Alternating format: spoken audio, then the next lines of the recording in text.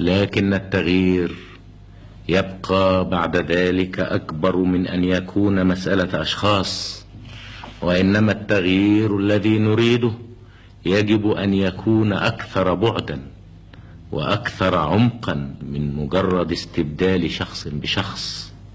إن التغيير المطلوب لا بد له أن يكون تغييرا في الظروف وفي المناخ، وإلا فإن أي أشخاص جدد في نفس الظروف وفي نفس المناخ سوف يسيرون في نفس الطريق الذي سبق إليه غيرهم.